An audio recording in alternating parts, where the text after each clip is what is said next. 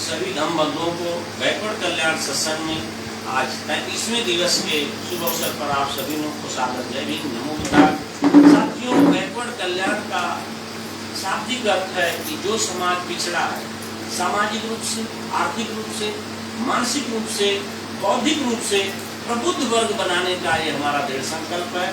और प्रबुद्ध वर्ग वही वर्ग होता है जो धम्म के मार्ग पर चलता है, धम्म के मार्ग को बताता है और धम्म के मार्ग पर अनुसरण करता है, तभी वह धम्म का प्रबुद्ध वर्ग कहलाता है। जो सर्व बुद्धिमान समाज होता है वह सबसे ज्यादा नैतिक ज्ञान का काम करता है, कम से कम अपने आर्थिक विकास को करता है, शारीरिक नुकसान कम से कम करता है और सबसे ज्यादा बौद्धिक विकास करके समाज के हितों का काम करता है, परिवार के हितों का काम करता है।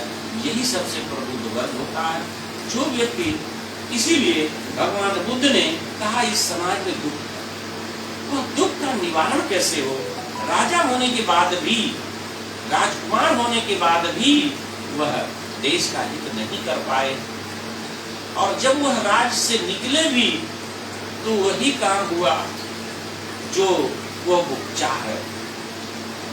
अगर उनके देश के लोग, आज भी पूरे भारत में दिख रहा प्रबुद्ध वर्ग है, जो सही बात बताता है उसे लोग उनके सामने नहीं मानते हैं, वह उल्लू होने का परिचय देते हैं। उल्लू का मतलब होता है कि ज्ञान की बात को स्वीकार न करना और दुखों को, वामबली को स्वीकारना, यह सम्यक बुद्धत्व वाणी नहीं है।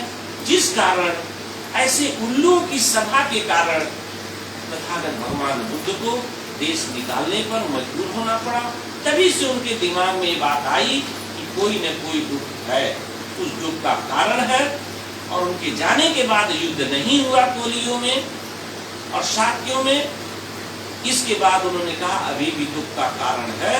उस दुख के कारण की खोज के लिए उन्होंने सभी ध्यान धारण समाधि की तरफ जाने के बाद उन्होंने कहा कि हमें नए धम्म का निर्माण करने की आवश्यकता है, वही दुख का कारण का निवारण करेगा। इस दुनिया में बिना कारण के कुछ नहीं होता है। अगर हम सही सफल है, हम सुखी हैं, तो कहीं न कहीं हमारे कर्मों में सही कार्य की कार्यशैली है।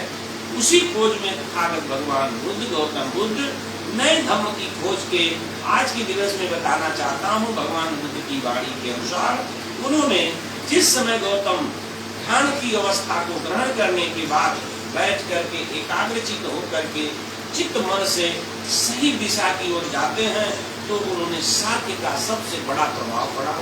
क्योंकि उसके पहले उस समय बहुत सारे वंश थे, बहुत सारे संप्रदाय थे, बहुत सारे मुनि मठ पर थे, लेकिन किसी ने उनके प्रश्न का उदाहरण का नहीं सही किया। इसीलिए आगे के संसार कष्ट है, दुखों का भंडार है, हर व्यक्ति दुखी है।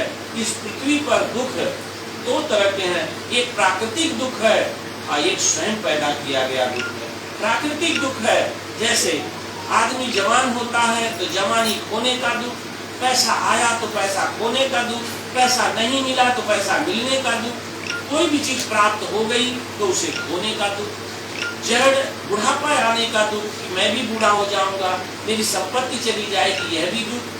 तो यह शरीर नश्वर है, यह नष्ट होती है, यह प्रकृति की नियम है, नश्वर है और बनती है, तो इसमें दुख होने का कारण नहीं होना चाहिए, लेकिन फिर भी लोग दुखी हैं। इसी दुख का कारण का निवारण के लिए तथागत भगवान बुद्ध ने कहा ये दुख का कारण है, तो इनका निवारण करना चाहिए। यह तो एक ऐसा यथार्थ सत्य है जिससे इनकार नहीं किया जा सकता कि जवानी है तो बुढ़ापा आएगी, बुढ़ापा कि दुख को दूर कैसे किया जाए, उसे कैसे किया जाए। सांख्य दर्शन के पास इस प्रकार का प्रश्न का उत्तर न था। सांख्य दर्शन के जो दर्शनार्थ दर्शन, जो जीवन के सत्य का दर्शन करा देते हैं, वही दर्शन कहलाता है।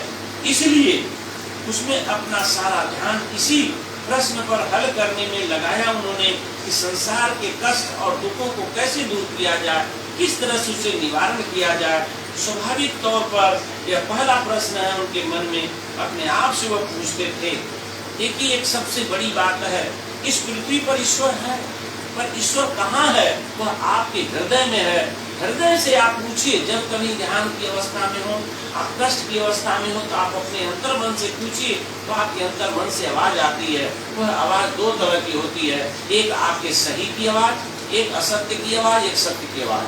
जो व्यक्ति अपने सत्य की आवाज को पहचान लेता है वही इंसान कहलाता है। जो असत्य की आवाज पहचान लेता है वह जो इंसान से शैतान होकर के गलत कार्यों में लग जाता है, दूसरों को लगाता है। यही प्रश्न अपने ही मन में वह पूछ रहे थे कि वे कौन से कारण है, वे कौन से हेतु हैं कि जिसकी वजह से एक व्यक्ति कष्ट खाता है और दुख भोगता है। इसी बात को अपने मन में ही ध्यान में लगे रहे और इन्हीं के निवारण के लिए उन्होंने दूसरा प्रश्न पूछा कि दुख का नाश कैसे किया जाए। यानी ये जो संसार में दुख है इसको नष्ट कैसे किया जाए। न रहे बांस न बजे बांसुरी, न रहेगा दुख। लेकिन इस देश में सबसे बड़ी विडंबना, खासकर भारत में, जहां मनुवाद होगा, जहां विषमतावादी लोग होंगे, वहां दुख की एक नहीं लंबी लकारें हैं, लंबी लाइनें हैं। यही बात पर अम्बेडकर साहब ने कहा कि नायक पूजा मत करना, क्योंकि यहाँ विषमतावादी एक व्यक्ति को कैप्चर कर लेंगे और उनके साथ रहने वाले सैकड़ों लोग दुख के कगार पर पहुंच जाएंगे। इसलिए नायक पूजा न करना। भारत देश ही एक ऐसा देश है जहाँ विषमतावादी हैं, मानवीय मूल्यों का हनन करने वाले, कथनी और करनी में अंतर रखने वाले लोग हैं। इसीलिए हम तथागत भगवान बुद्ध को जघन्य मेहनत करनी पड़ी और ऐसे पापियों से निवारण के लिए उन्होंने जो मार्ग की खोज की, इन दोनों प्रश्नों का उत्तर उन्हें सही उत्तर मिल गया। वह सम्यक संबोध कहलाया। यही बात उनको मिला कि जो सम्यक संबुद्ध होगा वही व्यक्ति इस दुखों का निवारण कर पाएगा, और जिनके पास सम्यक संबुद्धि नहीं होगी वह हमेशा कष्टों में रहेगा जब उसे ज्ञान नहीं होगा। जैसे एक एग्जाम्पल है, अगर व्यक्ति में खून की नसों में ब्लॉक करेगा और छोटी नसों को ब्लॉक होने से हार्ट अटैक होगा, ब्रेन स्ट्रोक होगा, यह दुख का कारण है। यह अगर जानकारी हो जाए तो किसी तरह से जो तापमान का तेल होगा नहीं खाएगा। इसीलिए पाम ऑयल मिलाया जाता है, हाइड्रोजनेशन करके मिला करके जहर दिया जाता है। यही अज्ञानता है। इसे संबोधि प्राप्त करके, सही बुद्ध का ज्ञान प्राप्त करके व्यक्ति दुखों से निवारण कर सकता है। इसलिए सभी धम्म बंधुओं से निवेदन है, यही संबोधि है, सम्यक संबुद्ध है। अगर कड़वा तेल है तो उसका टेम्परेचर 35-30 है, वह नुकसान नहीं करेगा।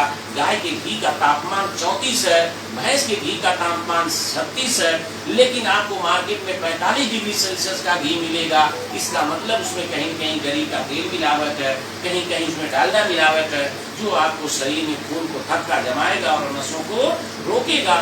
समय के पहले हार्ट और ब्रेन और तरह तरह की बीमारियां पैदा करेगी। यही दुख का कारण है। इसलिए जानकारी ही रोगों से मुक्ति का कारण है, बीमारियों से बचने का कारण है।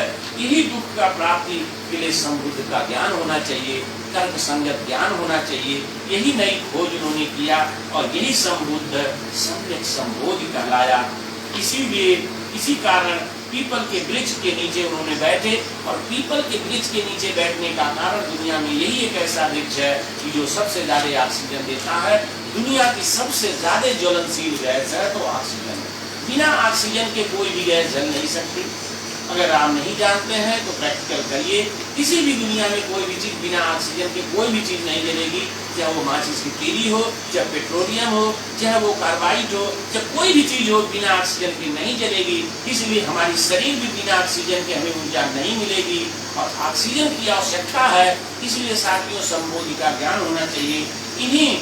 इसीलिए तथागत भगवान बुद्ध पीपल के वृक्ष के नीचे बैठ करके सिद्धार्थ गौतम ज्ञान प्राप्त करके, इसीलिए उस ज्ञान को बोध ज्ञान है, क्योंकि हमें ऊर्जा प्राप्त होने के लिए, ब्रेन को ताकत देने के लिए ऑक्सीजन की आवश्यकता होती है। इन्हीं शब्दों के साथ सभी संबंधियों को एक नई ज्ञान की खोज तथागत भगवान बुद्ध ने पीपल के वृक्ष के नीचे करके पाए। इन्हीं से सभी धम्म बंधुओं को बैकवर्ड कल्याण सत्संग में सभी धम्म बंधुओं को सादर जय भीम। नमो बुद्धाय। बैकवर्ड कल्याण सत्संग में अधिक सभी इस बात को शेयर करें, समझे और तथागत भगवान के बुद्ध के और अम्बेडकर साहब द्वारा रचित पुस्तक बुद्ध इस धम्मा का पाठ करें, इसको सुने और समझे। इन्हीं शब्दों